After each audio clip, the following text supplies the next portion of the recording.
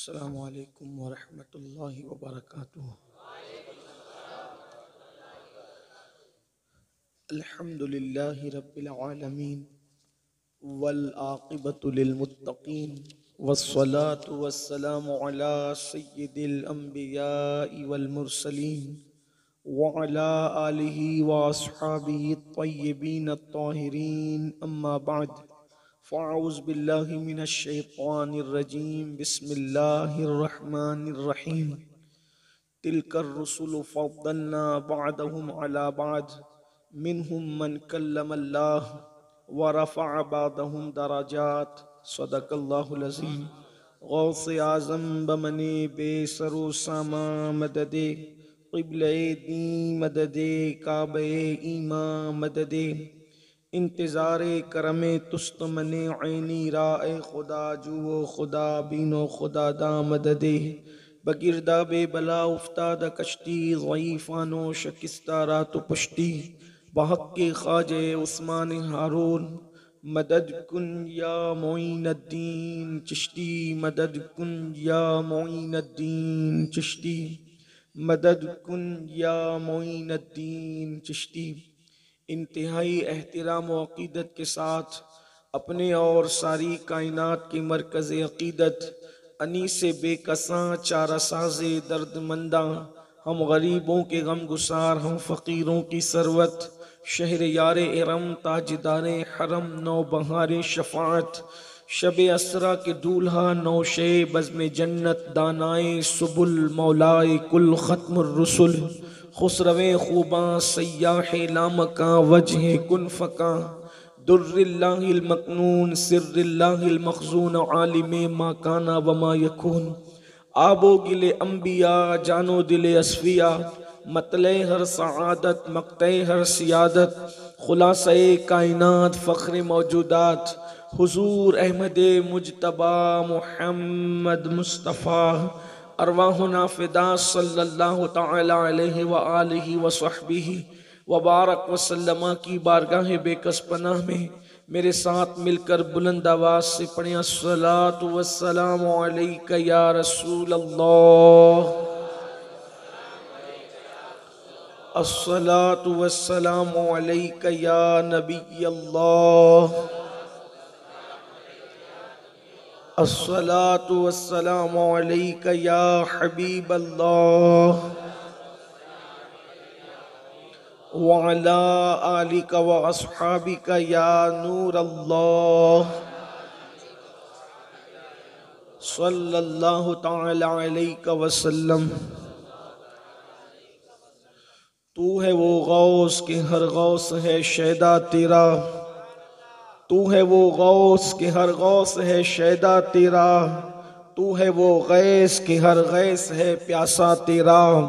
राज किस शहर में करते नहीं तेरे खुदाम, बाज किस नहर से लेता नहीं दरिया तेरा।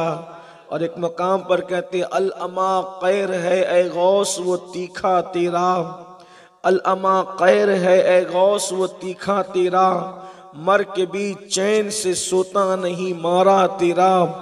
और हुक्म नाफिज है तेरा खामा तेरा सैफ तेरी, हुक्म नाफिज है तेरा खामा तेरा सैफ तेरी।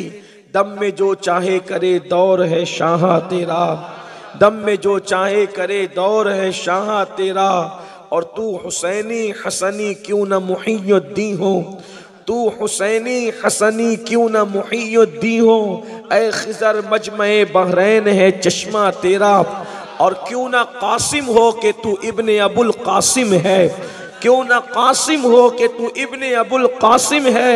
और क्यों ना कादिर हो के मुख्तार है बाबा तेरा, क्यों ना कादिर हो के मुख्तार है बाबा तेरा। और वरफ़अना लका ज़िक्रक का है साया तुझ पर, वरफ़अना लका ज़िक्रक का है साया तुझ पर।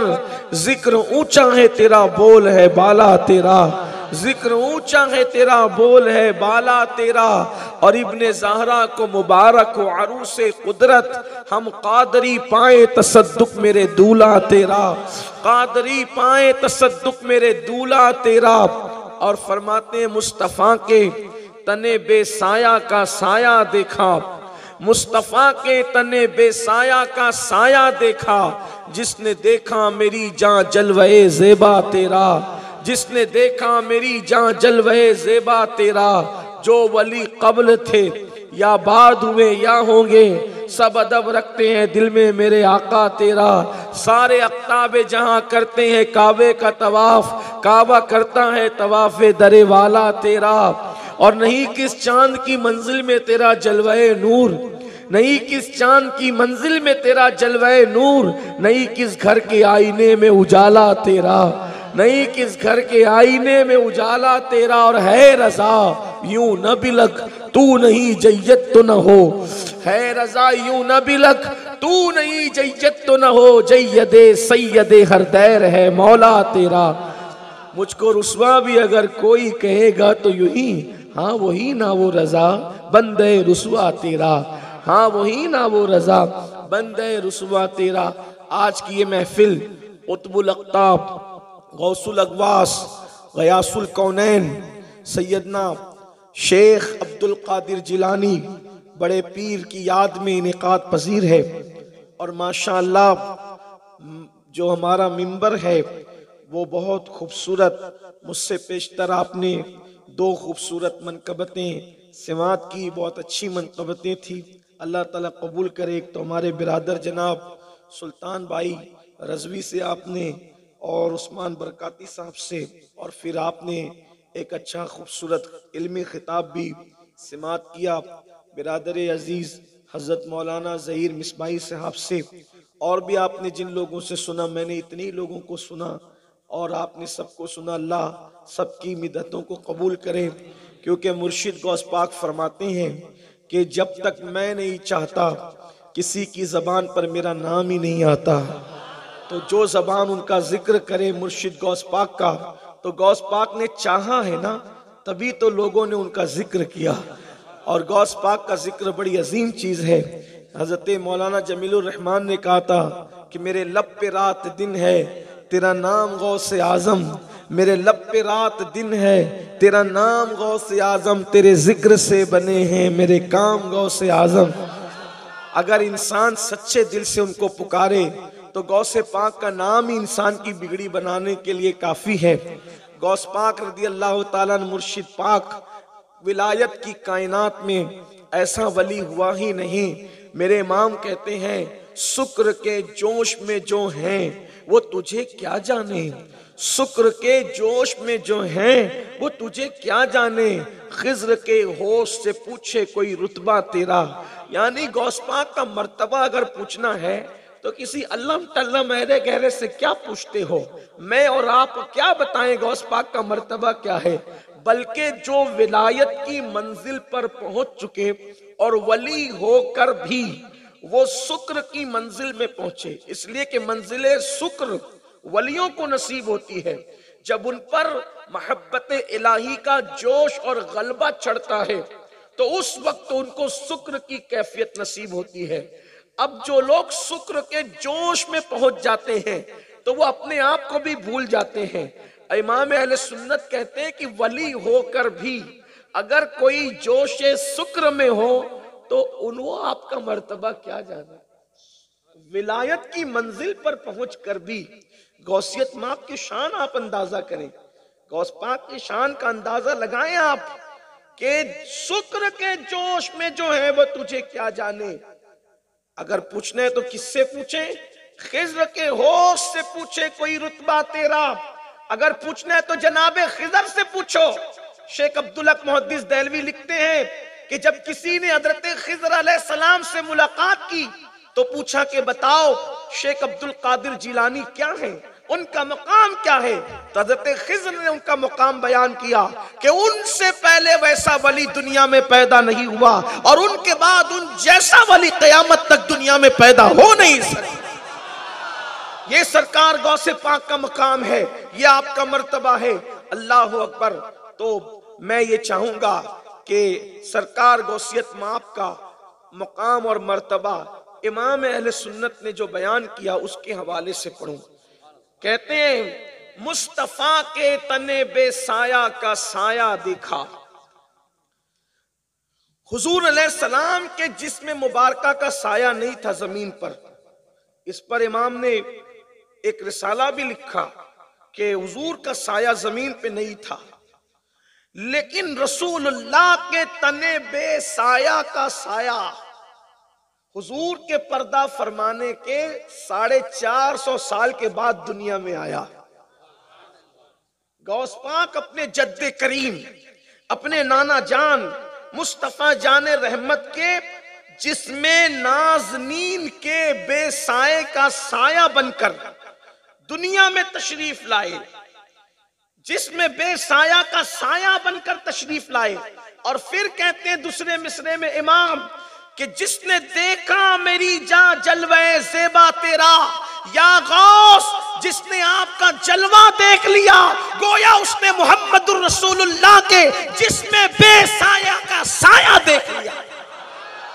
अब बढ़कर एक बात कहूं, अगर गौस पाक की शान सुनने के लिए आए हैं कि रसूलुल्लाह भी तो किसी का साया है, तो रसूलुल्लाह किसका साया है? तो फरमाते हैं मुस्तफा जाने रहमत अल्लाह के वजूद पाक का, जो अल्लाह का वजूद पाक, वाजिबुल वजूद का वजूद जिस्म जिस्मानियात से पाक है, मुस्तफा जान रहमत अल्लाह के जलवों का साया बनकर आए। मेरे नबी अल्लाह के जलवों का साया और गौसे पाक मुस्तफा जान रहमत का साया बनकर। तो जो शान आप रसूलुल्लाह में देखते हैं, उसकी निस्बतें, उसकी झलकियां, उसकी खैरात, उसका अक्से जमील आपको सरकार गौसियत माप की जिंदगी में नजर आएगा।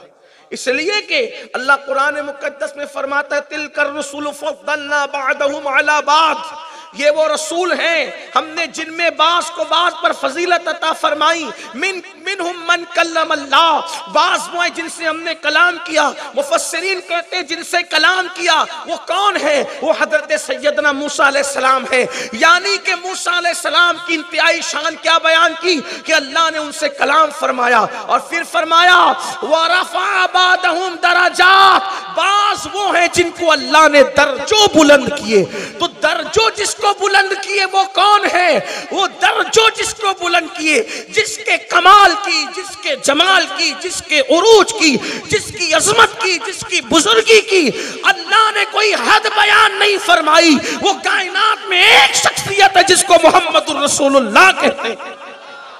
अल्लाह ने उनको दर्जों बुलंद किया। कितना बुलंद किया? तो कहता है वरफ़अना लका ज़िक्रक, हमने आपके लिए आपका जिक्र बुलंद कर दिया। फरमाता है वलल आखिरतु खैरुल लका मिनल ऊला, आपकी आने वाली घड़ी पिछली घड़ी से बेहतर है। फरमाता इन्ना आतैना कल कौसर, महबूब हमने आपको सारी कसरतें अता फरमा दी।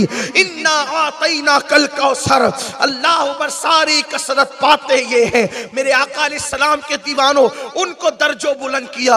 यानी कोई उनकी हद मुतय्यन नहीं कर सकता, कोई उनकी अजमत व कमाल का इहाता नहीं कर सकता।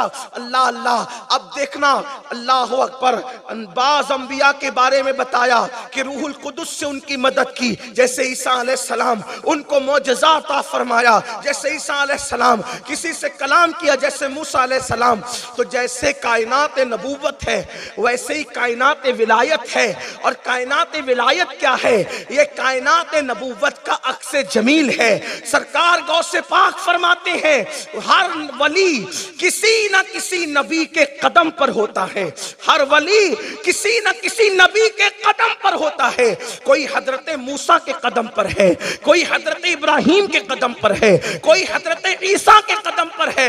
और जो वली जिस नबी के कदम पर होगा तो उस नबी की खैरात उस वली को नसीब होगी। यानी हजरत इब्राहिम अलैहिस्सलाम की खुल्लत के जलवों का से जमील देखना है तो उस वली को देखो जिसकी विलायत विलायत खलीली है। इसी तरह मूसा अलैहिस्सलाम की जो वो सिफतें, जो वो जमाल और जलाल का अगर परताव देखना है उस वली को देखो जिसकी विलायत विलायत मूसवी है।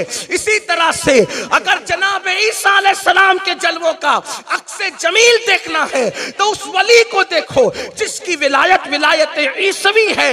और गौसे पाक फरमाते हैं कोई मूसा के कदम पे वली, कोई इब्राहिम के कदम पे वली, कोई नूह के कदम पे वली, कोई ईसा के कदम पे वली, और मैं अपने जद्दे करीम मुहम्मदुर रसूलुल्लाह के कदम पर वली बन करके आया हूं। फरमाया जहां जहां मेरे नाना मुहम्मदुर रसूलुल्लाह ने कदम रखा मैंने वहां वहां कदम रखा।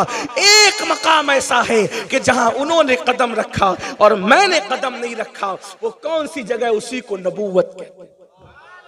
सिर्फ मकाम है नबूवत पर मेरा कदम नहीं, बाकी नबी ने जहां जहां कदम रखा मैंने वहां वहां। इसीलिए मेरे इमाम कहते हैं उलूहियत ही एक अहमद ने न पाई, उलूहियत ही एक अहमद ने न पाई, नबूवत ही से तू आतिल है या गौस, नबूवत ही से तू आतिल है या गौस। हर जगह फरमाते जब मैंने सफर किया तो उस वक्त किसी को हिम्मत न थी कि वो मेरा हम सफर होता। मैं जब अल्लाह की मारिफत की राह में मैंने सफर किया, कोई मेरे साथ न था। अगर उस वक्त मेरा कोई हम सफर था और मेरा मोनिसो गमगुसार था तो वो आमिना का लाल मुस्तफा जाने रहमत की जात सरकार गौसियत में। आपको लोग क्या समझते, कितनी निस्बतें अपने नाना से। देखो हुजूर की जात में आप जो चीज देख रहे हैं उसका अक्से जमील, हुजूर की नालैन, हुजूर की अजमत, हुजूर की बुजुर्गी की खैरात आप सरकार गौसियत में आप में। मैं मुशाबियत नहीं बयान कर रहा हूं, मैं मुनासिबत बयान कर रहा हूं। हाँ, मुनासिबत क्या है देखिए, मुस्तफा जान रहमत सल्लल्लाहु अलैहि वसल्लम जब पैदा हुए तो मोहरे नबूवत लेकर दुनिया में तशरीफ लाए। हुजूर की पीठ पर नबूवत की मोहर थी और गौसे पाक जब दुनिया में तशरीफ लाए तो मोहरे विलायत के साथ दुनिया में तशरीफ लाए। और वो मोहरे विलायत क्या थी? रसूलुल्लाह के कदम मुबारका का नक्श गौसे पाक के जिस्म अक़दस पर मौजूद था, उनके कंधे पे मौजूद था। शेख शहाबुद्दीन उमर सहरवर्दी सिलसिले सहरवर्दिया के बड़े अजीम बुजुर्ग, और ये सिलसिले सहरवर्दिया के जो बुजुर्ग है शेख शहाबुद्दीन उमर सहरवर्दी, उनके बारे में गौस पाक ने कहा था शहाबुद्दीन तेरे बाद इराक में तुझ जैसा शान वाला वली पैदा नहीं हो सकता। वो शेख शहाबुद्दीन उमर सहरवर्दी फरमाते हैं कि गौस पाक जब पैदा हुए तो उनके कंधों पर रसूलुल्लाह के कदम का निशान था। अब बात ये होती है कि कभी तो कदम रखा गया होगा तब निशान है, भाई निशान ऐसे तो नहीं पड़ता। ऐसे होगा कि आपने जहां कदम ही नहीं रखा और वहां आपके कदम का निशान पड़ जाए, ऐसा हो सकता है? नहीं हो सकता। कदम का निशान उस वक्त होगा जब कदम रखा गया। तो अभी तो गौस पाक की विलादत हुई तो कदम रखा कब गया था? जिसकी बुनियाद पर वो निशान कदम मौजूद था।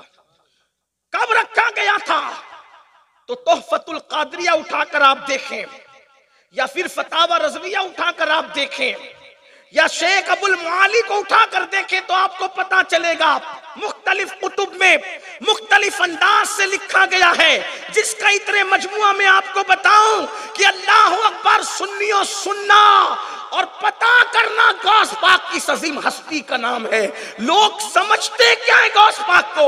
लोग कहते वो मुर्दे जिंदा करते थे। मैंने कहा मुर्दे जिंदा करना उनकी असल शान नहीं है, गो मुर्दों को जिंदा करना ये तो गौस पाक के बाएं हाथ का खेल है। खेल वो खेल खेल मुर्दे जिलाते हैं।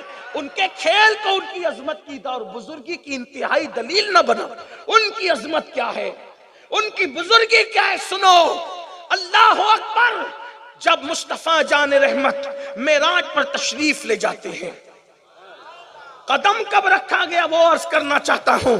लोगों को क्या पता गौस पाक क्या है? गौस पाक ने खुद फरमाया मुझे किसी की तरह मत समझना और मुझे किसी की तरह मत समझना और किसी को मेरी तरह मत समझना।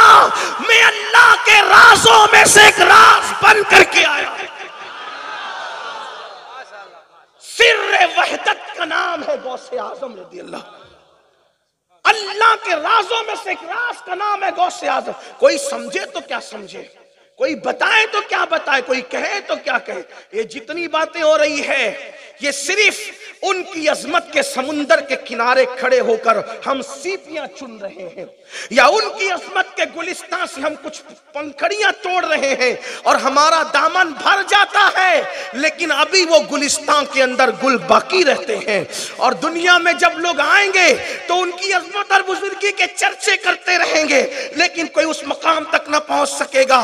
मैं अपने जवानों से कहना चाहता हूं कि मुर्दे जिंदा करने वाली करामतों से ऊपर उठ करके जरा गौसे पाक के मकाम और मनसब का अंदाजा लगाएं।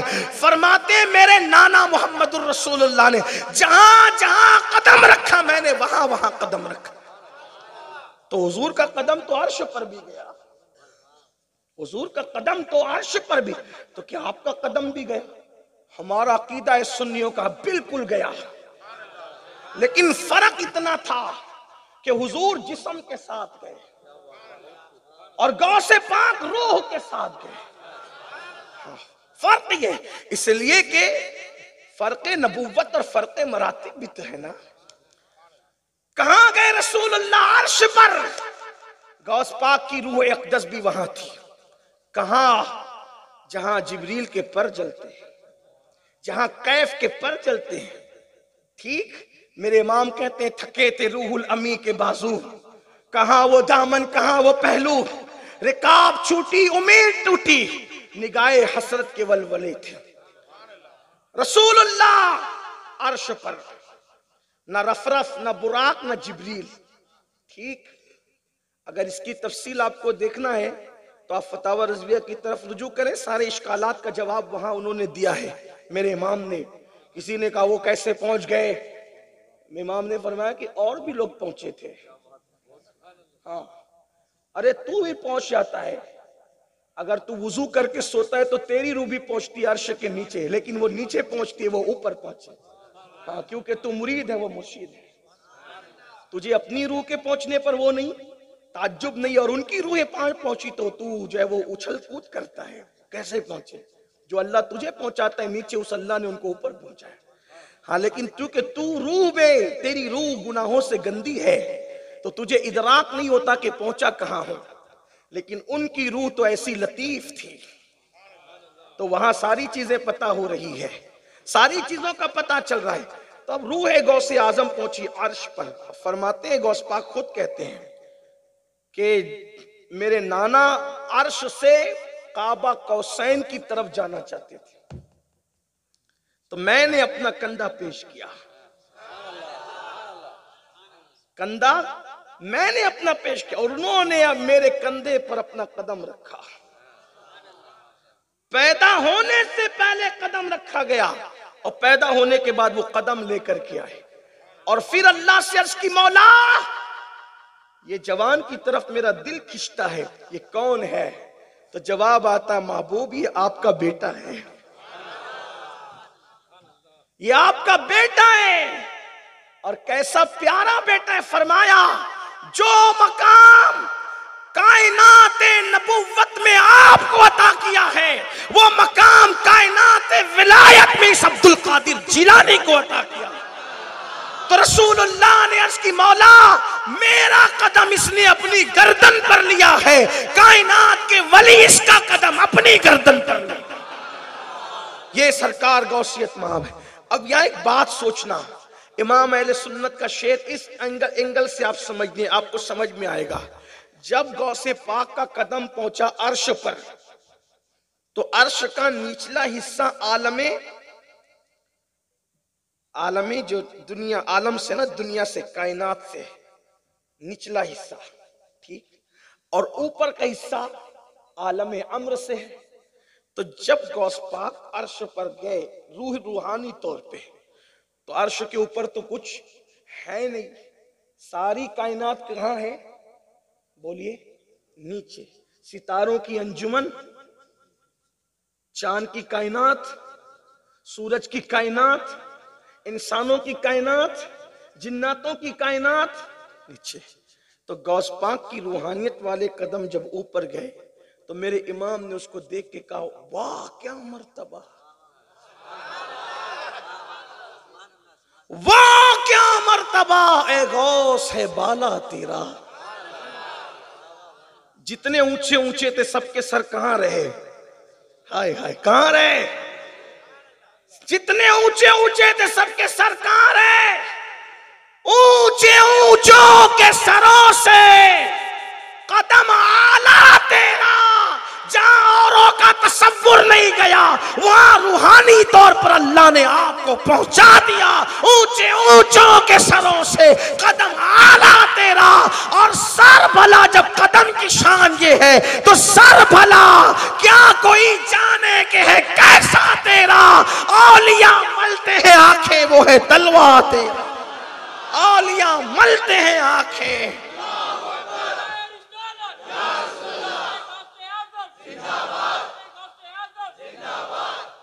यहां ऊंचे ऊंचों से मुराद कायनात के विलायत के ऊंचे ऊंचे।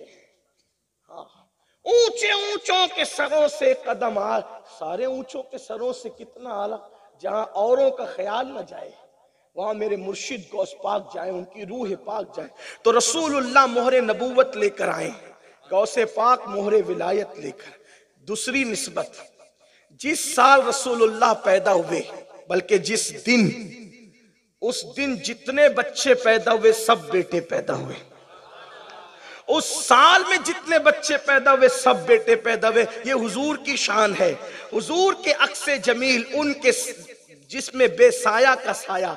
जब गौस पाक पैदा हुए तो उन दिनों में जितने पैदा हुए सब के सब बेटे पैदा हुए।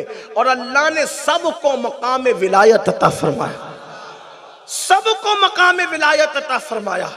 तीसरी निस्बत, इब्राहीम अलैहिस्सलाम के मशहूर दो बेटे, तवज्जो करना, इब्राहीम अलैहिस्सलाम के मशहूर दो बेटे, एक हजरत इस्माइल अलैहिस्सलाम, एक हजरत इसहाक अलैहिस्सलाम।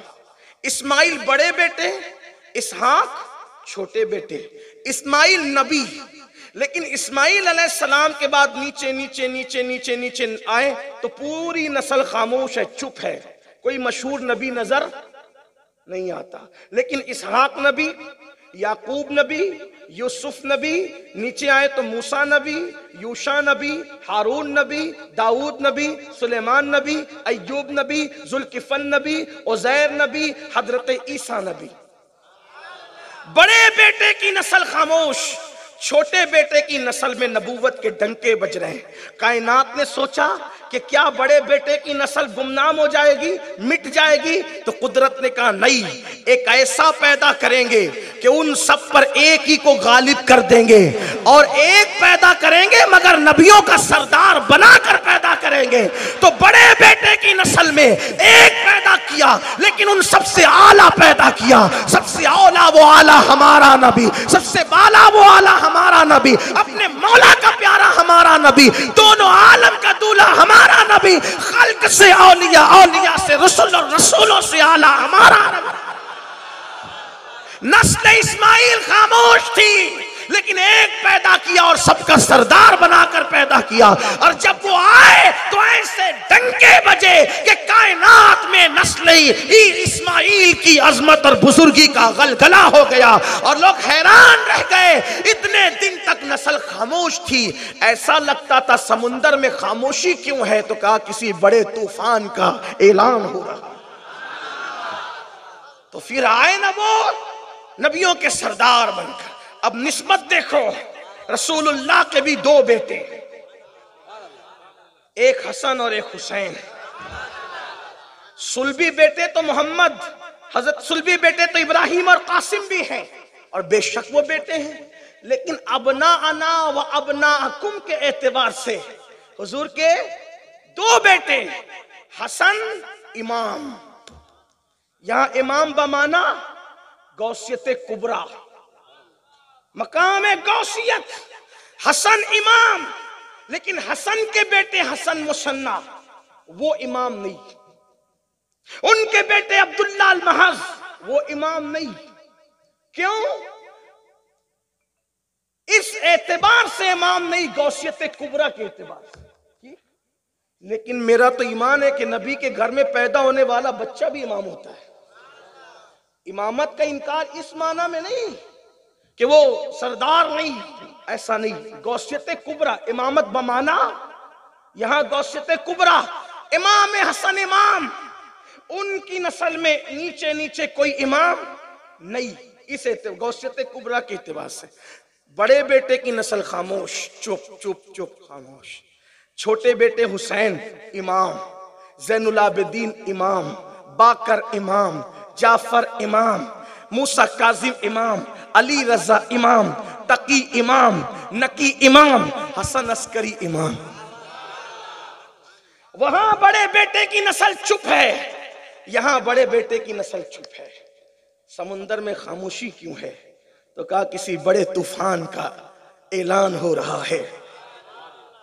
वहां नबूवत के डंके बज रहे थे छोटे बेटे की नस्ल में, यहां विलायत के डंके, गौसियत कुबरा के डंके बज रहे हैं।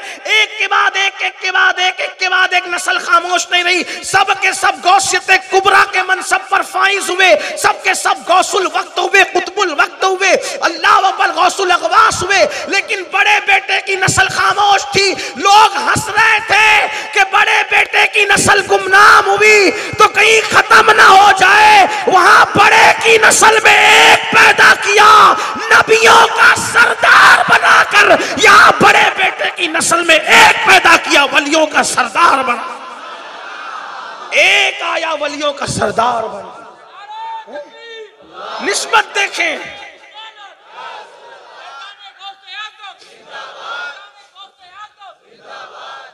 निस्बत देखें, निस्बत। वहां भी बड़े बेटे की नस्ल चुप, यहां भी चुप। और फिर जब सर, हालांकि मैं अइम्मा अहले बैत पर गौसे पाक को तफजील नहीं देता, क्योंकि वो आका हैं, वो अजदाद हैं गौसे पाक के, वो मुर्शिदान गिरामी है गौसे पाक के। लेकिन सरदारी विलायत की यहां है। और फिर देखो, 3 मुनासबतें हुई। चौथी निस्बत, जब रसूलुल्लाह आए तो उनकी रिदाए नबूवत क़यामत तक थी और है। हर नबी का दौर आया खत्म हुआ, दौर आया खत्म हुआ, दौर आया खत्म हुआ, है ना। हर वली का दौर आया, गौसियत कुबरा के एतबार से खत्म हुआ।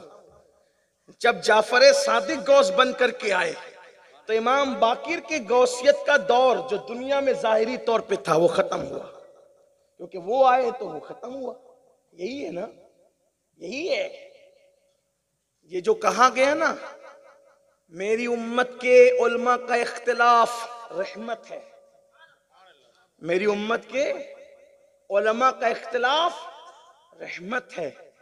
तो इख्तिलाफ का बहुत सारा माना बयान किया गया, लेकिन इख्तिलाफ का एक माना है आने और जाने के।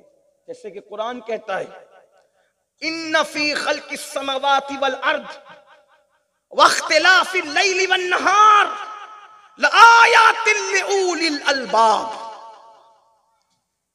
कि जो जमीन और आसमान की पैदाइश में गौर करते हैं और रात और दिन के आने जाने में गौर करते हैं। यहां इख्तिलाफ से मुराद इंतशार, रात और दिन में क्या इख्तिलाफ होगा? यहां इख्तिलाफ से मुराद कुरान क्या बयान कर रहा है? रातों दिन का आना जाना। तो चूंकि जिन लोगों ने जो माना बयान किए सही है, लेकिन सूफिया ये बयान करते हैं मेरी उम्मत के अइम्मा का इख्तिलाफ रहमत है। मतलब क्या? एक इमाम जाएगा, दूसरा इमाम आएगा, है ना। नहीं देखते, इमाम आजम गए, इमाम शाफी आए, इमाम शाफी गए, इमाम अहमद इब्न हंबल आए। ये आना जाना आज तक आ जा रहे हैं।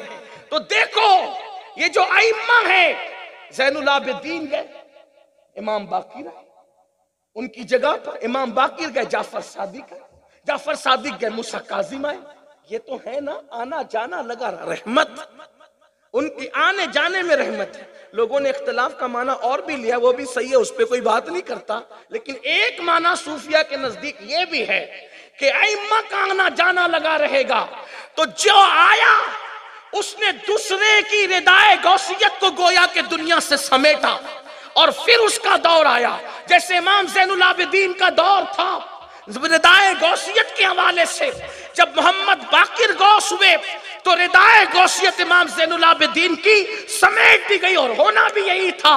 लेकिन कुर्बान ये मनसब रिदाए गौसियत का इमाम हसन अस्करी तक रहा, और जब हसन अस्करी दुनिया से तशरीफ ले गए तो ये मकाम उनके बाद किसी को नसीब न हुआ।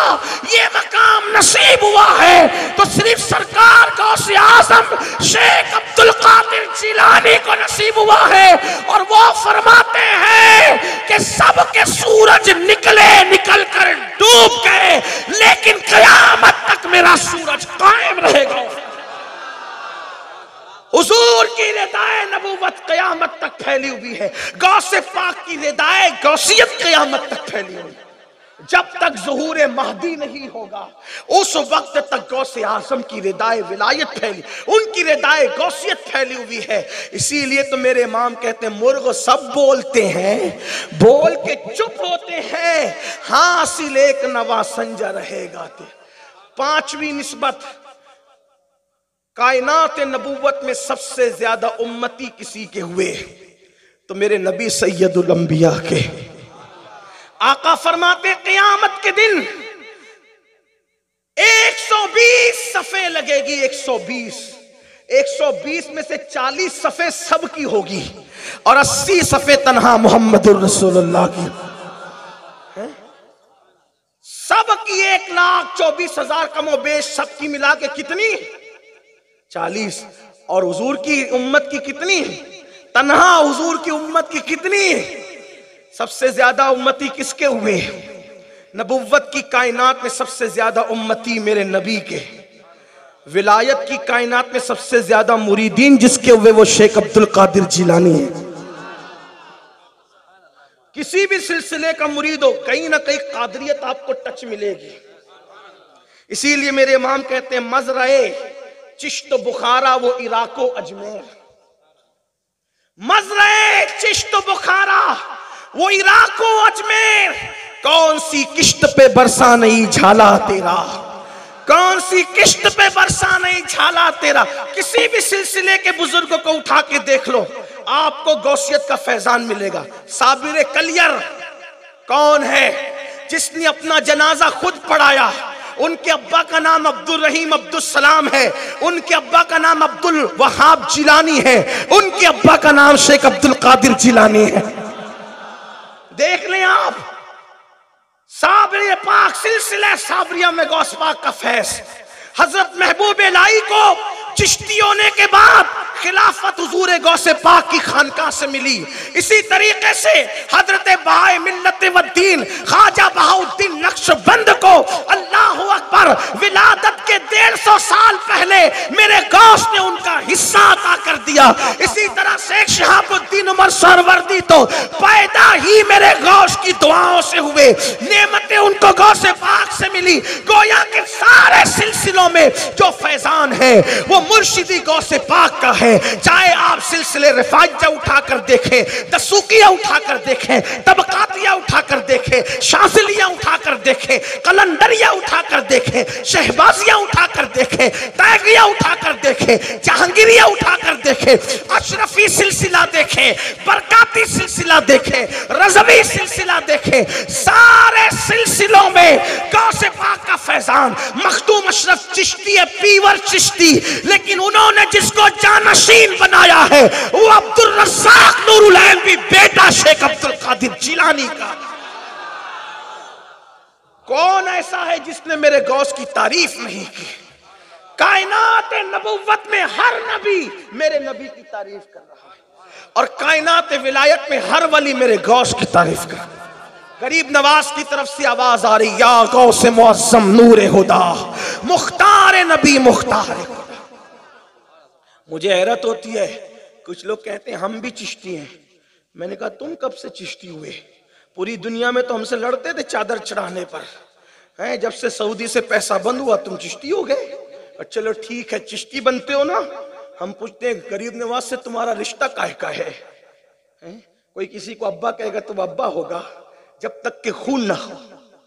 अब्बा का खून ना हो तब तक अब्बा अब्बा नहीं होता।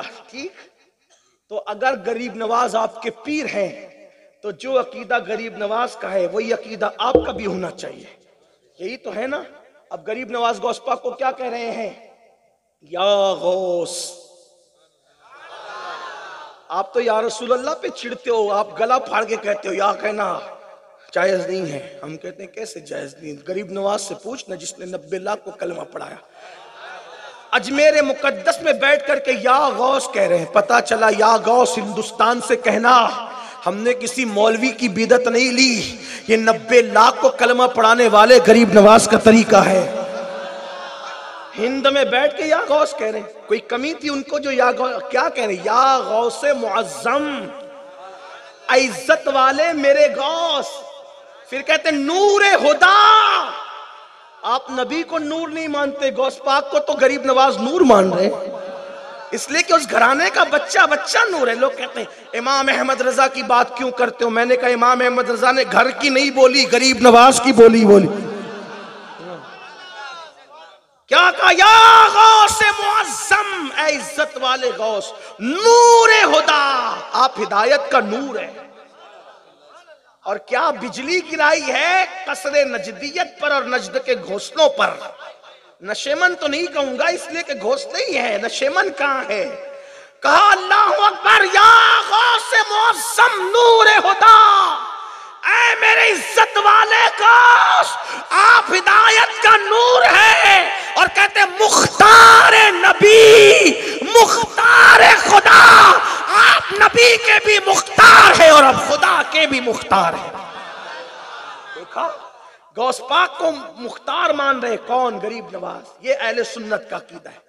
चिश्तियत ये है कि गौस पाक खुदा की तरफ से भी मुख्तार है और रसूल की तरफ से भी मुख्तार है। तो जो रसूल दूसरों को मुख्तार बनाए वो खुद मुख्तार नहीं है। लोग तो नबी को मुख्तार मानने से इनकार करते, लेकिन फिर बरेली से आवाज आती है। दादा कहता है मैं तो मालिक ही कहूंगा कि वो मालिक के हबीब यानी महबूब मुहिब में नहीं मेरा तेरा। और पोता कहता है जहां बानी अता कर दे, भरी जन्नत हिबा कर दे, नबी मुख्तार कुल है जिसको जो चाहे अता कर दे।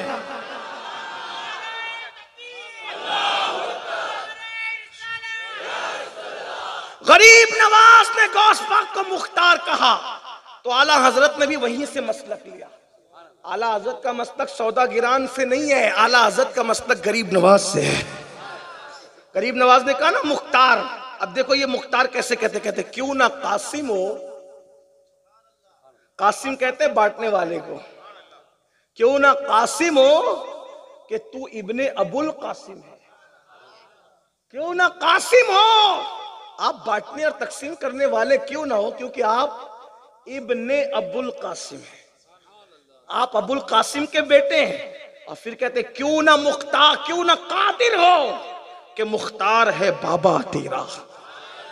क्यों ना कादिर हो कि मुख्तार है बाबा तेरा। तो बात चल रही थी नबूवत की कायनात में हर नबी ने मेरे नबी की तारीफ की, और विलायत की कायनात में हर वली ने मेरे गौस की तारीफ की। गरीब नवाज की बात करते हैं, कहते या गौस मुअज्जम नूर हुदा, मुख्तार नबी मुख्तार खुदा, सुल्तान दो आलम कुतुब उला। आप दोनों आलम के बादशाह हैं। किसका अकीदा? गरीब नवाज का।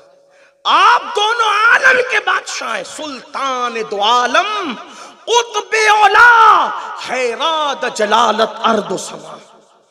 ये गौस पाक की शान। गरीब नवाज की तरफ जो अशार मंसूब है उसमें उन्होंने फरमाया। फिर आप देखें छठी मुनासिबत, मेरे आका के आने से पहले हर नबी ने ऐलान किया कि वो आने वाला है, वो आने वाला। नबूवत की कायनात में ये जलवागरी होने वाली है, और कायनात विलायत में हर वली ने ऐलान किया वो आने वाला है, वलियों का सरदार। इमाम हसन बसरी कहते बगदाद में एक मर्द आएगा जो कहेगा मेरा कदम हर वली की गर्दन पर। इमाम जाफर सादिक ने भी कहा बगदाद में एक मर्द आएगा जो कहेगा मेरा कदम हर वली की गर्दन पर। शेख बताही ने कहा कि मेरा कदम कहेगा हर वली की गर्दन पे वो आने वाला वलियों का सरदार सैयदुत ताइफा ताउसुल उलमा सैयदना जुनैद बगदादी रदी अल्लाह ताला अन्हु गौस पाक की विलादत से पहले एक मर्तबा मिंबर पे खुतबा देते हुए कहते हैं मेरी गर्दन पे भी आपका कदम। तो किसी ने कहा हजरत दौरान खुतबा आपने ये बेजोड़ सा जुमला क्या कह दिया? फरमाया मुझे बताया गया कि इसी बगदाद में नबी का बेटा आएगा और वो कहेगा कि मेरा ये कदम हर वली की गर्दन पर है, तो सब उसके लिए गर्दनें झुका देंगे। तो मैंने अभी से उसके लिए अपनी गर्दन को झुका दी। आने से पहले डंके बज रहे हैं, आने से पहले डंके बज रहे हैं। आइए एक निस्बत और देख लें, फिर अपनी गुफ्तगू को मैं समेटता हूं। कुछ नबी 2 मोजज़े लेकर आए, कुछ 4 लेकर आए, कुछ 6 लेकर आए, लेकिन मेरे नबी सिर्फ मोजज़ा लेकर नहीं बल्कि मोजज़ा बनकर आए। चल रहे हैं तो मोजज़ात, बोल रहे हैं तो मोजज़ा, खा रहे हैं तो मोजज़ा, सो रहे हैं तो मोजज़ा, कुएं में लुआब डाल रहे हैं तो मोजज़ा। वो सो जाए तो मेराजे मनामी, वो जागे तो खुदा से हम कलाम। कदम कदम पर मोजज़ा। जमीन पे कदम रखते हैं तो निशान कदम नहीं पड़ते, लेकिन पत्थर पे कदम रखते हैं तो नबी के कदम का निशान पड़ता है। गोया के हुजूर का चलना भी मोजज़ा है।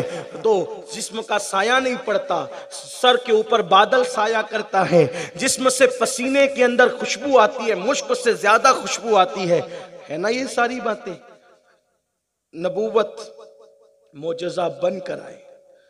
उनके मोजज़ात इतने कि बयान नहीं हो सकते, बल्कि उनका बोलना ऐसा मोजज़ा था कि मेरे इमाम कहते हैं फुसहा अरब के बड़े बड़े तेरे आगे यूं है दबे लचे, कोई जाने मुंह में ज़बान नहीं बल्कि जिस्म में जाने। इसी तरह कुछ औलिया को कुछ करामतें मिली, 2, किसी को 3, किसी को 4, किसी को 5। इमाम याफई कहते हैं गौस पाक की करामतें ऐसी थी कि सोते में करवट बदलते थे तो करामत का ज़हूर होता। जैसे बारिश बरसती है आसमान से, वैसे उनसे करामतों का ज़ुहूर होता था। और कैसी कैसी करामतें अंदाजा ना कर सकें। इब्ने तैमिया जैसे बंदे ने कहा कि गौस पाक की करामतें तवातुर को पहुंची हुई। ऐसे बड़े बिदअती ने जिसने इतने फितने फैलाए उम्मत में, वो शख्स तक कहता है कि गौस पाक की करामतें तवातुर को पहुंची हुई है। इब्ने तैमिया की बात उठा के देखे, वो भी गौस पाक की करामत का इनकार ना कर सके। इब्ने तैमिया भी, उन्होंने सरकार गौस पाक की करामत को तस्लीम किया। इसी तरीके से आइए देखो रसूलुल्लाह के मौजज़ात आप देखेंगे, वहां बहैसियत मौजज़ा और उसका अक्स जमील, यहाँ बहैसियत करामत। निस्बत बयान कर रहा हूं मैं, मुशाबियत बयान नहीं कर रहा हूं। देखो हुजूर अलैहिस्सलाम के जिस्म से खुशबू आती थी, गौसे पाक के पसीने से भी मुश्क की खुशबू आती थी।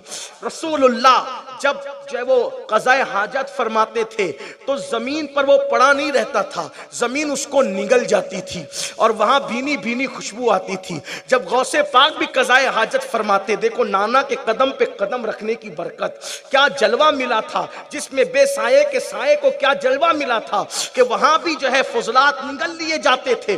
गौस पाक के बदन पे कभी मक्खी नहीं बैठती थी। एक मर्तबा सैयद अब्दुल जब्बार अल गिलानी जो सरकार गौस पाक के बेटे हैं, अर्ज किया अब्बा जान ये चीजें तो हम रसूलुल्लाह के लिए पढ़ते हैं कि उनके जिस्म पे मक्खी नहीं बैठती थी, उनके जिस्म से मक्खी नहीं बैठती थी, पसीने से मुश्क की खुशबू आती थी, जिस्म का साया जमीन पे नहीं पड़ता था, फजलात को जमीन निगल लेती थी। ये तो हुजूर के लिए पढ़ते हैं, लेकिन अब आपके अंदर देखते हैं वजह क्या है। तो गौसे पाक फरमाते बेटा अब्दुल कादिर जब था अब अब्दुल कादिर नहीं है जो देख रहे हो, मोहम्मदुर रसूलुल्लाह का जलवा देख रहे हो। फना हो गया है अब्दुल कादिर अपने नाना के जलवे। तो अर्ज किया कि अब्बा जान फिर नबी के सर पे बादल साया करता था, लेकिन आपके सर पे साया नहीं करता। कहा बेटा वो भी करता, लेकिन मैंने उसको मना कर दिया कि ऐसा नहीं करना, वरना लोग मुगालते में ना पड़ जाएं, लोग धोखे में ना पड़ जाएं। ये गौसियत मां आपकी शान है, कितने उनकी करामतों का जिक्र करें। मुर्दों को जिंदा वो करें, मुर्दों को जिंदा वो करें। अरे मुर्दे जिंदा करना छोटी बात, उन्होंने तो दीन को जिंदा किया, उन्होंने तो दीन जिंदा किया। कुछ लोग कहते हैं गौस पाक मुजद्दिद नहीं। मैंने कहा तुम तोलो, तोलते रहो, यही बात आ गई, सबको तोलने निकले हो। मैंने कहा मुजद्दिद कुजा, मुहियुद्दीन कुजा। मुजद्दिदीन कयामत तक आएंगे, मुजद्दिद कयामत तक आएंगे। मुजद्दिद का मतलब क्या? पुराने को नया करने वाला मुजद्दिद। मिसाल के तौर पे सिर्फ समझाने के लिए, कपड़ा मैला हो गया, कोई आकर धो गया, नया कर दिया, जदीद कर दिया, पुराने को नया कर दिया, ये है मुजद्दिद। सदी के सिरे पर आता है, बिगाड़ पैदा होता है, सुधारता है, चला जाता है। तो मुजद्दिद कयामत तक पैदा होंगे। 14 सदियां गुजरी, 14 सदियों में दर्जनों हुए, सिर्फ 14 नहीं हुए, दर्जनों हुए। एक एक वक्त में कई कई भी हुए, एक एक वक्त में कई कई भी हुए, एक ही नहीं हुआ। अरब में भी हुए, अजब में भी हुए, शर्क में भी हुए, गर्ब में भी हुए। लेकिन गौस पाक को मुजद्दिदियत के मेयार पे तोलने वालों से कहता हूं, कोई शर्क से लेके गर्ब तक और शिमाल से लेके जुनूब तक, जमीन से लेके अर्श तक, कोई मोहिउद्दीन तो लाके बताओ, जिसने दीन को नया नहीं किया, दीन को जिंदा किया। सरकार गरीब नवाज की तरफ जो मिसरे मंसूबे, उसका मफहूम ये है कि ईसा अलैहिस्सलाम ने मुर्दे जिंदा किए और आपने दीन जिंदा किया, इसीलिए दुनिया आपको मुहिउद्दीन के लक़ब से जानती है।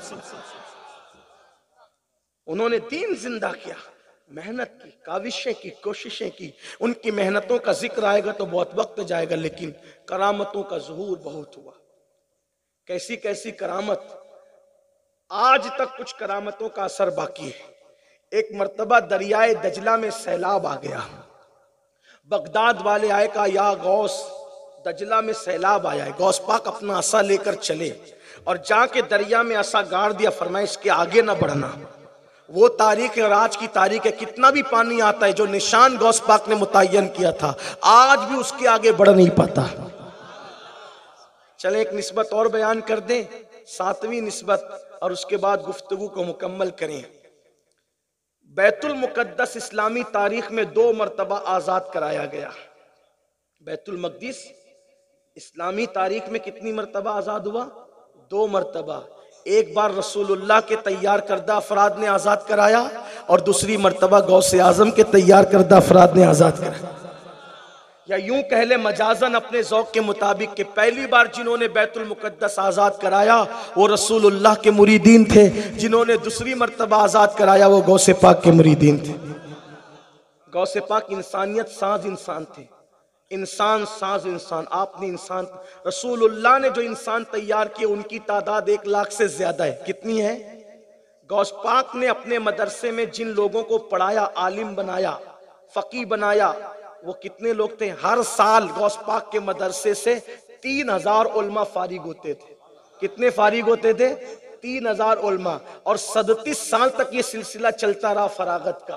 तो इसकी तादाद अगर आप जोड़े तो ये भी तैयार होकर के 1 लाख से ज्यादा पहुंचते हैं। इसीलिए जब सलाहुद्दीन अय्यूबी बैतुल मुकद्दस फतह करने के लिए निकले तो कमोबेश 80% लोग उसमें गौसे पाक के मुरीदीन थे, खुलफा थे और शागिर्द थे। जो हजरत सलाहुद्दीन अय्यूबी की फौज के चीफ एडवाइजर थे वो गौसे पाक के मुरीद और खलीफा थे, और खुद सलाहुद्दीन भी गौस पाक के मुरीद थे। बल्कि वो तो डबल कादरी थी इस एतबार से कि सलाहुद्दीन अय्यूबी के बाप को जो ईमान मिला वो गौस पाक की वजह से मिला। वो जो मुर्दा जिंदा किया था एक ईसाई राहिब के कहने पर, तो सलाहुद्दीन के वालिद ने या दादा ने कलेमा पढ़ा था गौस पाक के हाथ पर, और सलाहुद्दीन के वालिद मुरीद थे गौस पाक के। सलाहुद्दीन अय्यूबी का बचपना था तो सलाहुद्दीन के वालिद उनको लेकर आए बचपने में, कहा हजरत इसके लिए दुआ कर दो। तारीख गवाह है कि जब बुजुर्गान दीन दुआ करते हैं तो कैसे करते हैं? सर पे हाथ रख के करते हैं। लेकिन गौस पाक ने सलाहुद्दीन के लिए जो दुआ की तो गर्दन पर भी हाथ रखा और गले पर और गर्दन पे हाथ फेर कर कहा, अल्लाह इससे इतना बड़ा काम लेना कि कयामत तक उसके असरात मौजूद रहें। सर पे सिर्फ हाथ नहीं रखा बल्कि गर्दन पर, गले पर हाथ फेर कर दुआ हो रही है। कोई ऐसी दुआ भी देखी है जो गर्दन और गले पे हाथ फेर कर दुआ की जाए? अल्लाह अकबर। इसीलिए मैं लोगों को मशवरा देता कि जब उलमा औलिया अल्लाह वाले तुम्हारी बस्ती में आए तो उनसे दुआ लिया करो और अपने बच्चों के लिए दुआ करवाया करो, क्योंकि सैकड़ों सालों की मेहनत वहां नहीं पहुंचाती जहां किसी अल्लाह वाले की दुआ पहुंचा। अगर वक्त होता तो मैं बताता, जितने भी बड़े हैं ना सबके पीछे किसी ना किसी की दुआ है। इमाम आजम, इमाम आजम कैसे पैदा हुए? इमाम आजम के वालिद के सर पे हाथ रखकर मौला अली ने दुआ की थी। देख लीजिए, देख लीजिए आप। सुल्तान शमसुद्दीन अल्तमश जो बादशाह बने, बाबा कुतुब ने दुआ की थी जब वो गुलाम थे। एक सिलसिला है दुआओं का, सैकड़ों साल की मेहनत वहां तक नहीं पहुंचाती जहां किसी की दुआ पहुंचे। तो दुआ लिया करो। देखो, दुआ करवाया करो नहीं कह रहा हूं, दुआ लिया करो। करवाने में और लेने में क्या फर्क है? करवाई वो दुआ जाती, हजरत दुआ कर दो, हजरत ने कर दी दुआ, कोई गारंटी नहीं। दुआ लेना, ये किसी बुजुर्ग की ऐसी खिदमत कर दी कि बगैर गुजारिश के निकल गई, जा तेरा काम बन जाए, ये होती है दुआ लेना। हाँ, तो ऐसी खिदमत की कि जब दरियाए करम जोश में आ तो कहा हजरत मेरे बच्चे पे भी करम की नजर कर दें। तो फिर वहां दुआ हो गई, और दुआ हुई तो फिर सलाहुद्दीन अय्यूबी जैसा जियाला बहादुर पैदा हुआ, और सलाहुद्दीन अय्यूबी ने बैतुल मुकद्दस को आजाद कराया। वो बचपने में मुरीद हुए, जब जवान हुए तो कहा हजरत गौस पाक के साहबजादे के पास आकर, हजरत आपके वालिद सरकार गौसियत का मुरीद बचपने में हो गया था, लेकिन चाहता हूं कि जवानी में एक बार फिर तजदीद करूं, तो आप अपना मुरीद कर लें। तो इस तरह डबल कादरी हुए वो। हाँ, डबल कादरी हुए। तो सरकार गौस पाक के मुरीदों ने बैतुल मुकद्दस आजाद किया। जब सलाहुद्दीन अय्यूबी बुढ़ापे में बिस्तर पे लेटे हुए हैं, दुनिया से जा रहे हैं, तो किसी मानने वाले ने कहा सलाहुद्दीन ऐसी बेजिगरी से तुम लड़ते रहे कि हजारों के मजमे में अकेले घुस जाते थे, लेकिन बच के आए यार, आपकी गर्दन कोई काट ना सका। तो लेटे थे, उठ करके बैठ गए, कहा कैसे कोई काटता, मेरी गर्दन पर कोई कैसे तलवार चलाता, क्योंकि मेरी गर्दन पे मेरे मुर्शिद गौस पाक ने हाथ लगाया। क्या दबे जिस पे हिमायत का हो पंजा तेरा, शेर को खतरे में लाता नहीं कुत्ता तेरा, और इस निशानी के जो सगे नहीं मारे जाते, हश्र तक मेरे गले में रहे पट्टा तेरा।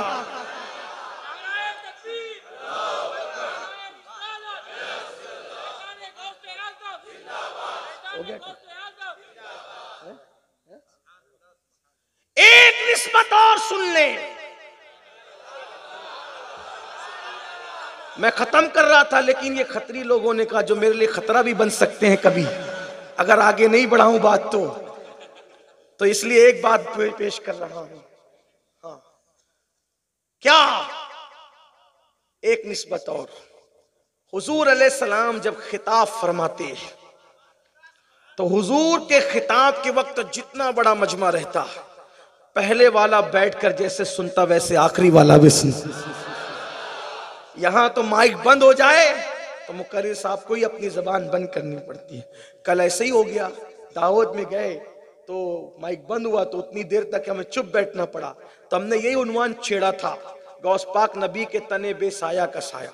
तो बिरादर गिरामी जनाब सुल्तान साहब मेरे साथ थे, उन्होंने कहा उन्वान तो अच्छा छेड़ा था, लेकिन माइक के बंद होने की, खराब होने की वजह से आपने बोला नहीं, तो बोडेली में इसको बोल दें।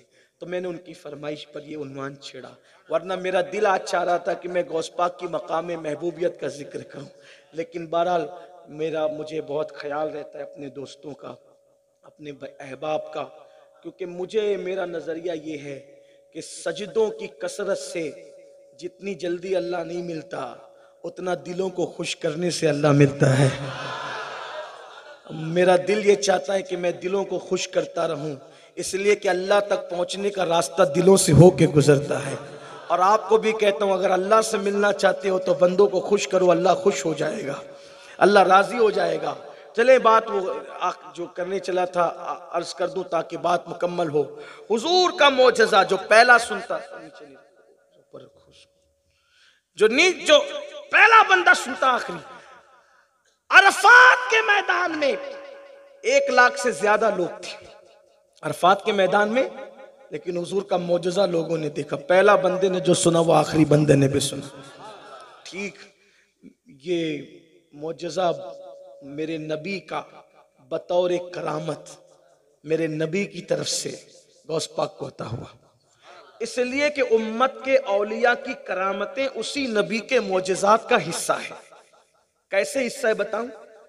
सिर्फ समझाने के लिए, मिलाने के लिए नहीं। जैसे जोरदार बारिश होती है आसमान से, फिर वो बारिश दरख्तों के पत्तों पर, छतों पर जम जाती है ना? बारिश खत्म हो गई, लेकिन वो दरख्तों पर, छतों पर, अलग अलग मकाम पे जम गई।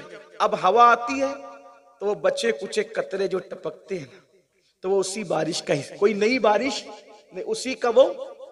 तो जो नबी की उम्मत में जितने वली पैदा होंगे, वो सारे वलियों की करामतें उसी नबी के मोजज़ात का हिस्सा होगी, उसकी खैरात होगी, उसका फैज होगा। तो अब मेरे नबी के मोजज़ात का अंदाजा कौन करे जब वलियों को ये मिला है करामतें। तो गौसे पाक जब खिताब करते थे तो 70-70 हजार का मजमा होता था। कितना मजमा? 70-70 हजार का मजमा। और पहला बंदा जो सुनता था, आखिरी बंदा ही वही सुनता था।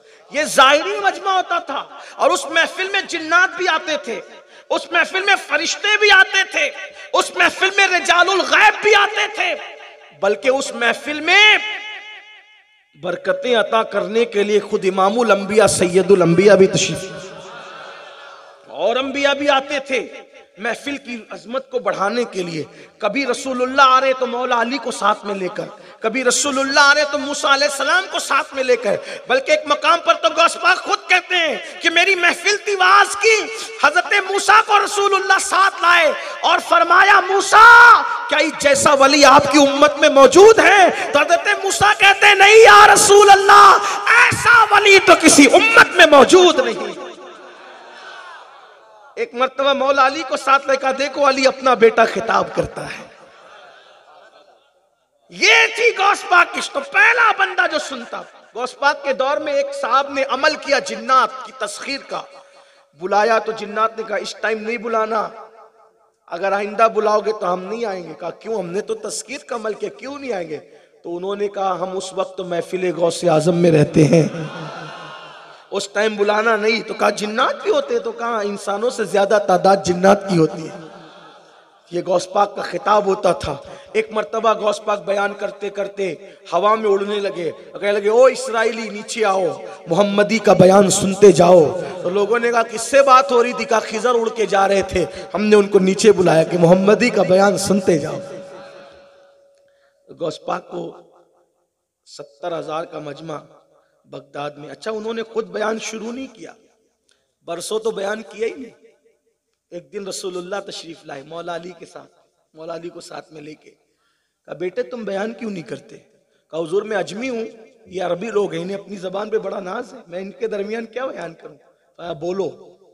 हुजूर मैं कैसे बोलूं? तो कहा फिर मुंह खोलो। 7 मरतबा अपना लुआब डाला हुजूर ने उनके मुंह में। मौला अली से कहा अली तुम भी डालो। अली पाक ने 6 मरतबा डाला। अर्ज की बाबा जान, नाना ने 7 मरतबा, आपने 6 मरतबा। का बेटा बराबरी नहीं कर सकते ना यहाँ, भाई हो के वहां लुआब डालने में बराबरी नहीं है। और 14वीं सदी में मौलवी पैदा होके कहता है मैं नबी की तरह हूं। लोग मुझसे कहते हैं यार उनकी बात ना क्या करो। मैंने कहा कि अगर ये लोग खत्म हो ना ऐसे गुस्ताख, तो वसीम रजवी जैसे पलीत कभी पैदा नहीं होंगे। हाँ, रास्ता लोगों को इन्हीं मौलवियों से मिलता है। ये बेबाकियों के रास्ते अकबर के बिगड़ने की वजह क्या बनी? अशरफ अली जैसे मौलवियों ने अकबर को बिगाड़ा। तो ऐसों की खबर लोगे ना तो फिर वैसे बचेंगे, वैसे पैदा नहीं होंगे। अगर फैजी जैसे मुल्ला ना होते तो अकबर जैसे कमीने पैदा नहीं होते। और फिर यही कहता हूं कि नबी को अपने जैसे कहने वाले मुल्ले नहीं होते ना, तो वसीम रजवी जैसे पलीत कभी पैदा नहीं। इसलिए लोगों को चाहिए कि वो मसलक पर कायम रहे। हाँ, लोगों को मसलक की बात बुरी जो लगती है ना, इस दौर में लोग आजाद ढोर की तरफ फिरना चाहते हैं। मसलक की सबसे पहली जंग करबला है। लोग कहते हैं मसलक की बात बंद करो, वो भी कलमा पढ़ते हैं, हम भी पढ़ते हैं, वो भी दाढ़ियां रखते हैं, हम भी रखते हैं, वो भी नमाजें पढ़ते हैं। मैंने कहा यही इमाम हुसैन सोच लेते तो फिर वो करबला कब होता? करबला कब होता? सारी जंगे करबला से पहले मजहब की जंग है, और करबला की जंग सबसे पहले मसलक की जंग है। तो जो मसलक से बेजार है वो सब कुछ तो हो सकता है, मगर वो वो हुसैनी नहीं हो सकता। जो हुसैनी होगा वो मसलक पर होगा। आज रिश्तेदारियां भी बेबाकी से हो रही, जिसको उठाया बेटी दे दिया, जिसकी उठाई कर रही। मसलक पर हो, तेरे गुलामों का नक्शे कदम है राह खुदा, वो क्या बहक सके जो ये सुराग लेके चले। और जिना बनेगी मुहिब्बान चार यार की कब्र, जो अपने सीनों में ये चार बाग लेके चले। लहद में इश्के रुखे शह का दाग लेके चले, अंधेरी रात सुनी थी चिराग लेके चले। तो जब लुआब डाला, गौस पाक फरमाते जैसे लोगों को उल्टी आती है, कंट्रोल नहीं होती ना उल्टी, वैसे मुझे तकरीरें और खिताबात आते थे। फिर मैंने शुरू किया। पहले तो मेरा मदरसा भर गया, मस्जिद भर गई, फिर उसके बाद मेरा मिंबर ईदगाह में पहुंचा। अब गौस पाक खिताब करें हुजूर के कहने पर, और जिसमें खुद हुजूर भी आ जाया करें, तो फिर सबकी महफिलें सुनी सुनी हो गई, सन्नाटा हो गया महफिलों में। अब महफिलें सुनी होना थी तो फिर तकलीफ भी तो लोगों को होनी थी। गौस पाक के खिलाफ प्रोपेगेंडा चलाया, किसी ने कुछ कहा, किसी ने कुछ कहा, किसी ने गलत फहमी की बुनियाद पे कहा, किसी ने हसद की बुनियाद पे कहा। उन्हीं में एक नाम था अल्लामा इब्नुल जौजी का। हालांकि उनको कोई हसद नहीं था गौस पाक से, लेकिन एक गलत फहमी थी। गौस पाक के एक मुरीद आते थे उनके पास पढ़ने के लिए, तो जब पढ़ने आए वो उनके खिलाफ बोले, जब पढ़ने आए उनके खिलाफ बोले। लेकिन कादरी तो होता है कादरी, कादरी होना बड़ी शहादत है। मैं आपको एक मशवरा दे जाता हूँ, अल्लाह की कसम, कोई ग्रुप बंदी सिलसिले का तासुब मेरे अंदर नहीं है ना। मैं अपना दिल सुन्नियों के लिए, मोमिनों के लिए बेकीना पाता हूँ, और मैं अल्लाह से यही दुआ करता हूँ, अल्लाह कुछ दे ना दे, मेरा दिल सुन्नियों के लिए साफ रखना। इसलिए हर सिलसिले के आदमी से मुझे प्यार है, हर बिरादरी के आदमी से मुझे प्यार है, हर तंजीम, हर इदारे के जो सुन्नी मुसलमान है सबसे मुझे प्यार है।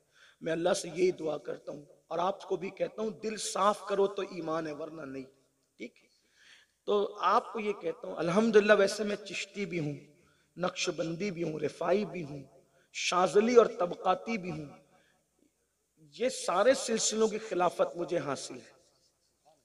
हाँ, इसलिए सारी खानकाओं से मेरे रिश्ते और ताल्लुकात हैं, लेकिन मैं मुरीद जो हूँ वो कादरी हूँ। निस्बतें सबकी है लेकिन कादरी। वजह यह है कि गौसे पाक ने फरमाया जो मेरे सिलसिले में मुरीद होगा, हो सके तो कादरी बनना। बल्कि ये कहता हूं किसी सिलसिले के हो, किसी भी बहाने से कादरी निस्बत ले लेना, चाहे इरादत के तौर पे ना सही, तलब के तौर पे ले लो। भाई महबूब इलाही से बड़ा चिश्ती कौन हो सकता है। बल्कि मैं तो ये कहता हूं, इससे पहले भी आपके बोडेली में कह चुका हूं, आज भी कह रहा हूं, कि हम हिंदुस्तान में रहते हैं तो पहले हम चिश्ती है, बाद में सब कुछ। और हमें नाज है अपनी चिश्तियत पर, और हमारी दुआओं का हिस्सा है इलाही ताबुअत खुर्शीद माही चरागे चिश्तियारा रोशनाई। आप किसी सिलसिले के हो लेकिन निस्बत कादरी ले लो, किसी से, सच्चे पीर से। क्यों? क्योंकि गौस पाक फरमाते हैं जो मेरे सिलसिले में मुरीद होगा उस पर मेरा साया ऐसे होगा जैसे जमीन पर आसमान का साया हो। और मेरे अल्लाह ने मुझसे ये वादा किया कि अल्लाह ने मुझे ये इख्तियार दिया कि मैं अपने मुरीदों की हिमायत दुनिया में भी करता हूं और आखिरत में भी उनकी हिमायत करूंगा। उस वक्त तक अब्दुल कादिर जन्नत में कदम नहीं रखेगा जब तक कि अपने मुरीदों को अपने साथ न ले जाए। गौस पाक की निस्बत बड़ी चीज है। फरमाते हैं अगर मेरा मुरीद मगरिब में हो और मैं मशरिक में रहूं और मेरे मुरीद को ठोकर लगती है तो मैं हाथ पकड़कर उसे गिरने से बचा लिया करता। इसलिए निस्बत कादरियत अगर हो सके तो ले लो। दुनिया हर सिलसिला अपना है, सराखों पर है, लेकिन कादरी सिलसिला बहुत बड़ा है। इस सिलसिले की शान ही जुदा है। मैं बात खत्म कर रहा था लेकिन कादरी सिलसिले की बात आई, इजाजत दे तो कह दूं एक बात। गौस पाक कहते जो मेरे सिलसिले में मुरीद होगा वो कभी बदबख्त नहीं होगा। कादरी सिलसिले की बात करूं फिर अल्लाह की कसम मैं ज्यादा ये इसको भी पसंद नहीं करता, लेकिन चूंकि लोग बहुत परेशान किए रहते हैं कि ये कह दिया वो कह दिया ना, तो इस वजह से मैं आपको क्लियर कर रहा हूं। बोडेली वालों, अल्लाह की कसम, मैं किसी सिलसिले के खिलाफ नहीं कह रहा हूँ कि सब सिलसिले अपने हैं, लेकिन कादरी सिलसिले जो है वो है, समुंदर समुंदर है, नहर नहर है ना, नहर। तो गौस पाक के सिलसिले में जो मुरीद होता है उसके बाल बाल से नूर निकलता है, सिर्फ मुरीद होने पे उसके बाल बाल से नूर निकलता है। बताऊं आपको, जो किताबों में लिखा है, हमारे उलमाए किराम मौजूद हैं, लेकिन सही मुरीद होना चाहिए, मुरीद होना चाहिए, कादरी सही होना चाहिए। और कादरी कैसे होंगे? हम समझते हैं कपड़ा पकड़ लिया हो गए कादरी, नमाज जा रही है फिर भी कादरी, दाढ़ी मुंडा के गटर में फेंक रहे हैं फिर भी कादरी, हराम खा रहे हैं फिर भी कादरी, बहनों का हिस्सा नहीं दे रहे फिर भी कादरी, लोगों का दिल दुखा रहे फिर भी। सही है? ये कादरियत है।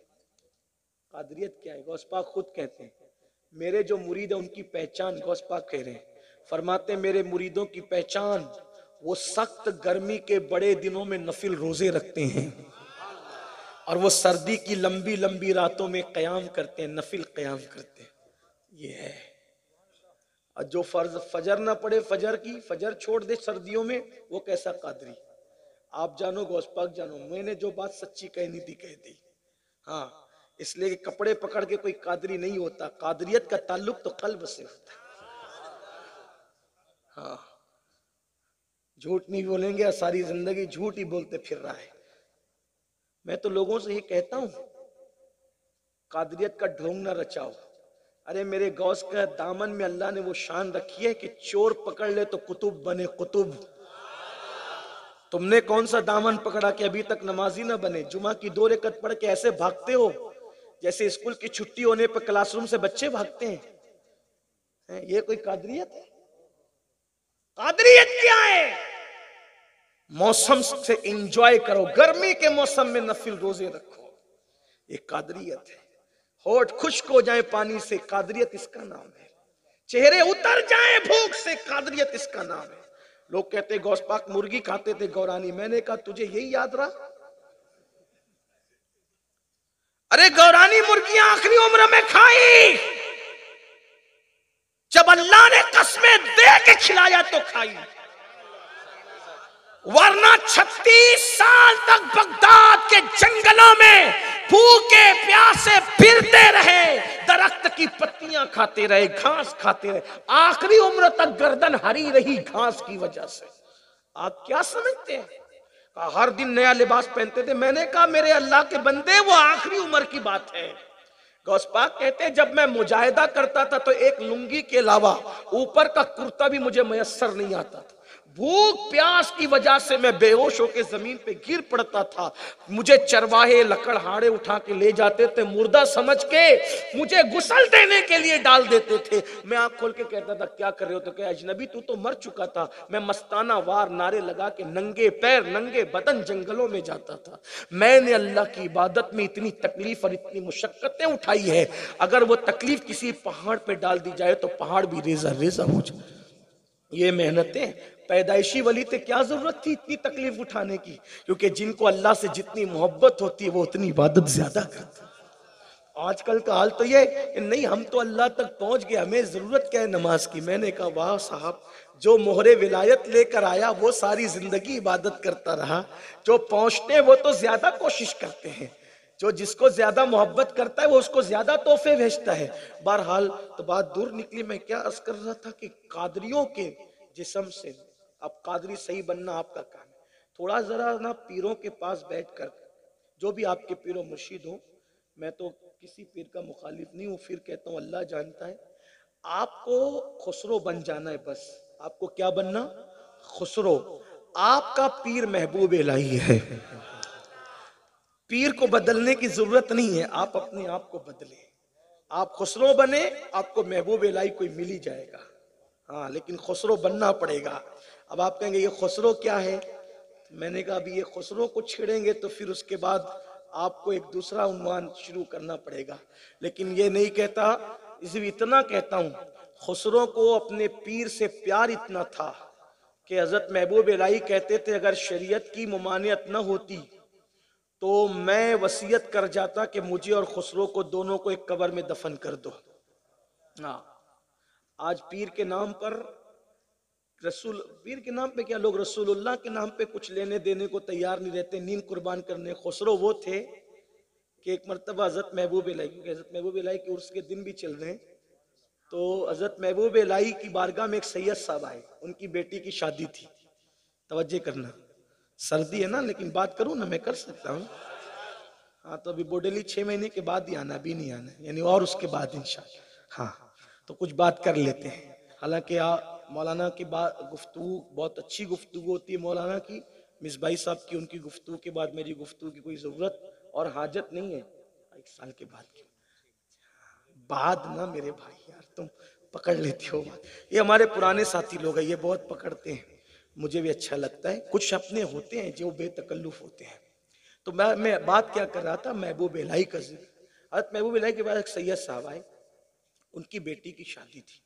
देखो, मुसीबत में जो किसी को याद आए ना, यानी ऐसा लेने देने वाला आदमी, मददगार आदमी, कि जो लोगों को मुसीबत में याद आए। आका फरमाते हैं, जो किसी को मुसीबत में याद आए कि भाई चलो वहां चलो, वो अपनी मुसीबत दूर कर देगा, तो वो जमीन पे वो बंदा है। अगर जन्नती किसी को देखना है तो उसको देख लो।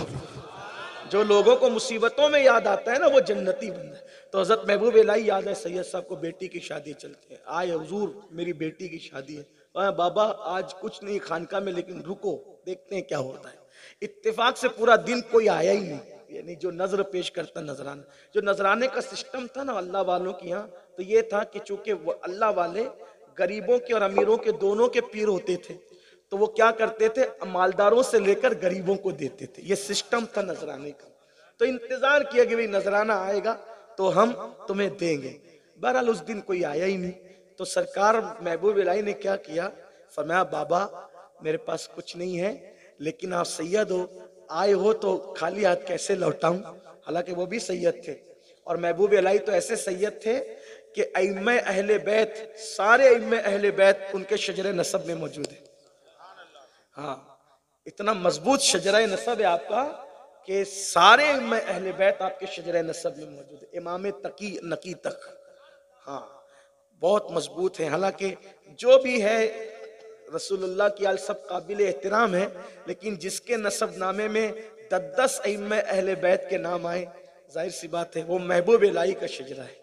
तो आपने कहा बाबा आप सैयद हो, आपको क्या खाली लौटाएं, लेकिन एक काम करो, मेरे पास इस वक्त कुछ नहीं है, मेरी जूतियां लेके चले जाओ, ये आपके काम आएगी। अब जूतियां महबूब इलाही की, वो भी फटी हुई, पेवन लगी हुई। अब बहरहाल वो सैयद साहब थे, महबूब इलाही का अदब करते थे, लिया, लेकिन दिल में आया यार नहीं, ये फटी हुई जूतियां, पेवन लगी हुई जूतियां, आना किस काम है। बहरहाल वो लेकर चले जा रहे थे, रास्ते में एक जंगल आया, जंगल में जूतियां लपेटी और तकिया भी नहीं था, का थोड़ी देर आराम करें फिर घर जाएं। लेटे हुए थे। हजरत अमीर खुसरो एक जंग से वापस आ रहे थे, जंग जीत कर, और बादशाह ने माले गनीमत में उनको हजारों दिए थे, उस दौर के हजारों सिक्के दिए थे, हजारों सिक्के जो वो घोड़ों पे लाद के ला रहे थे। तो जंगल में अचानक हजरत अमीर खुसरो रुके और दोस्तों से कहने लगे पीर की खुशबू आ रही है। ये बातें लोगों को अचंभा लगती है, मैं कहता हूं खुसरो बन के देख, तेरे पीर की खुशबू तुझे आएगी। ये बड़ी अजीम कायनात रूहानियत की दुनिया, पीरी मुरीदी की दुनिया, तरीकत की दुनिया, सुलूक और तसव्वुफ की दुनिया बड़ी मजेदार है, लेकिन लोग इसको बस ऐसे ही करते हैं। अगर इसको सही तौर पे लोग इसमें कदम रख के इसको एंजॉय करे तो इसमें से आदमी कभी निकले ही नहीं, इतना मजा आता है इसके अंदर। लेकिन लोगों का क्या है, सब रसम रसम रसम, सिर्फ मुरीद भी होंगे तो किस लिए, मालदार बनने के लिए। हजरत दुआ करो एक कारखाना है तो दूसरा हो जाए, दूसरा है तो तीसरा हो जाए। अरे मुरीद इसलिए होते हैं, मालदार बनने के लिए खानकाओं में नहीं आते, बाजार में जाते हैं। मुरीद किस लिए होते हैं, अल्लाह के दोस्त से इसलिए मुरीद होते हैं ताकि तुम भी अल्लाह वाले बन जाओ। हाँ, तो हजरत खुसरो ने कहा यार की खुशबू आ रही है। मुरीद जो दूसरे दो हंसे, खुसरो तुझे यही पड़ी रहती है, जब देखो जब यार यार लगाए रहता है। कहा सही कहता हूँ, यार की खुशबू आ रही। कहा कि कहाँ आ रही है। कहा चलो खुशबू पे चलते हैं। वो पे चलते हैं भटकने वाले। खुशबू पे गए तो देखा कि एक बंदा है, सो रहा है, यहीं से आ रही है, देखो यहीं से है, यहीं से आ रही है। उठाया, उठो, कौन है भैया आप? काम बादशाह के फौजी है। अल्लाह का वास्ता मुझे कुछ नहीं करना, मैं चोर नहीं, मैं डाकू नहीं, गरीब आदमी हूं मेरे भाई। कहा कि मेरे अजीज हम आपको सिर्फ इतना पूछने आए हैं, आ कहां से रहे हो? आ कहां से? का दिल्ली गया था, गयासपुर, वहां से। हाँ, सही खुशबू आई। महबूब इलाही क्या क्यों गए थे? महबूब बेटी की शादी थी, मदद के लिए गए। क्या दिया? क्या देंगे? इंतजार करवाया, नहीं कुछ आया, तो ये फटी हुई जूतियां थी। खुसरो ने कहा तेरे हाथ जोड़ू, ये जूतियां कितने में देगा? जूतियां कितने में देगा? कहा फटी हुई पेवन वाली जूतियां भी कोई लेता है? कहा वो लेते नहीं लेते, तू बता कितने में दे। कहा कि कितने में ले सकते हो, ले लो। कहा देखो ये घोड़े सिक्कों से भरे हुए हैं, जितने सब ले लो, और मेरे मुर्शिद की जूतियां मुझे दे दो। उसने कहा गरीब सैयद का मजाक न कर, हैं? जूतियां फटी हुई भी कोई इतनी महंगी लेता है? किसी और का मजाक उड़ाओ, मेरा मजाक उड़ा करके तुम्हें मिलेगा क्या? खुसरो की आंखों में आ गया, सैयद तेरा मजाक नहीं उड़ाता, किसी के नजदीक ये जूतियां पेवन वाली फटी हो सकती है, वल्लाह पूरी कायनात को एक पल्ले में रख दिया जाए, दूसरे पल्ले में मुर्शिद की जूती रख दी जाए, तो भी कायनात की नेमतें इसका मुकाबला नहीं कर सकती। दे दिया, सर पे रखा और गयासपुर की तरफ आए। इधर जैसे खानका में कदम रखा, महबूब इलाही मुस्कुराए। दिल की खिड़कियां दिल की तरफ खुलती, अच्छी तरह याद रखना, तुम जिससे जितना प्यार करोगे उधर भी उतना ही प्यार पैदा करता है अल्लाह। तो मुस्कुराए। किसी ने कहा हुजूर क्यों मुस्कुरा रहे? कहा यार आ रहा है, खुसरो, खुसरो आ रहा है। अच्छा खुसरो आ रहा है। जब महबूब इलाही आए तो मुर्शिद के कदमों में जूतियां रखी, पूछा कितने में लाए? कहा हुजूर इतने हजार सिक्के घोड़े पे भर करके माले गनीमत में ला रहा था, उतने में लाया, लेकिन सरकार माफी चाहता हूं, इतने ही थे इसलिए इतने ही दिया, इससे ज्यादा होते तो और भी दे देता। मुस्कुरा के कहा कि बहुत सस्ता सौदा किया खुसरो, और फिर मुरीदों से कहा कि मुरीद होना सीखना है तो कोई खुसरो से सीख। इसलिए कहता हूं खुसरो बनो, तुम्हारा पीर महबूब इलाही है। जो बात कहने चला था और बात कह दूं कि कादरियों के बाल बाल से नूर निकल। एक मर्तबा शेख अब्दुल रहमान तफसुंजी रहमतुल्लाह अलैह, उनकी महफिल सजी थी, उनकी महफिल थी। अब मुरीदों की महफिल होती है तो आदमी अपने अंदाज से बात करता है ना, अपने लोग हो तो भाई बात फिर अपने अंदाज से होती है। जैसे अभी हमने कुछ बातें हंसी की कह दी, आपके अपने लोग थे कह दिया। अजनबी मजमे में जाते तो कुछ कह पाते, बहुत सरसरी बात करते निकल जाते, लेकिन यहाँ आते हैं बरसों से लोग, हमें जानते हैं, हम लोगों को जानते हैं, तो बातें हो जाती है कभी ऐसी। लोग मुझसे कहते हैं भाई जरा अच्छा जुब्बा पहन लो, मैंने कहा क्यों? तो कहा कि तकरीर करने जाना है। मैं कहा मैंने जो तकरीर करना है कि जुब्बे ने? कहा नहीं तकरीर तो आप नहीं करने। कहा फिर भाई पहचानते मुझे सब लोग हैं, मैं अगर जो है वो कितने भी मामूली कपड़े में जाऊंगा तो लोग ऐसा नहीं कि मुझे निकाल देंगे कि जाइए आप तकरीर नहीं करना, मुझे लोग जानते हैं। जब लोग नहीं जानते तो कुछ एहतमाम करना पड़ता है, हालांकि करना चाहिए, लेकिन लोग मुझसे एक जो अभी आपके गुजराती में कहा तो मैंने कह दिया कि भाई ऐसा नहीं है, लोग मोहब्बत करते हैं गुजरात वाले, हमें कपड़ों की उसके लिए जरूरत नहीं है, हालांकि पहनना चाहिए लेकिन जरूरत नहीं है, क्योंकि अगर हम इनके दरमियान फटा भी पहन के आएंगे तो ये कौम मेरी मोहब्बत वाली कौम है, मोहब्बत करती है। हाँ जब कोई नहीं चाहता था तो आप चाहते थे, आपकी मोहब्बतें हैं। यही बोडेली की सरजमीन है, हम यहाँ 2 दिन भी कयाम करके गए, 3 दिन भी रुक के गए, अब मसरूफियत की वजह से नहीं आ पाते, कम आ पाते, लेकिन फिर भी आपकी मोहब्बत कम नहीं होती। तो अपनों में आदमी खुल के बोलता है। तो अब्दुल रहमान तफसुंजी ने कह दिया कि मैं ऐसा हूं और मेरी शान ऐसी है कि इस वक्त रूए जमीन पर मेरे जैसा वली कोई नहीं है। बात क्या कह दी? मेरे जैसा वली इस वक्त रूए जमीन पे कोई नहीं है। तो अब अपने समझ के बोला, लेकिन उसमें थे एक कादरी मुरीद, वो उठ करके खड़े हो गए और कहा आप कहते हो कि मेरे जैसा कोई वली नहीं है, आप मुझसे कुश्ती लड़ो, चलो फिर पता चलेगा कि आप जो बात आपने दावा।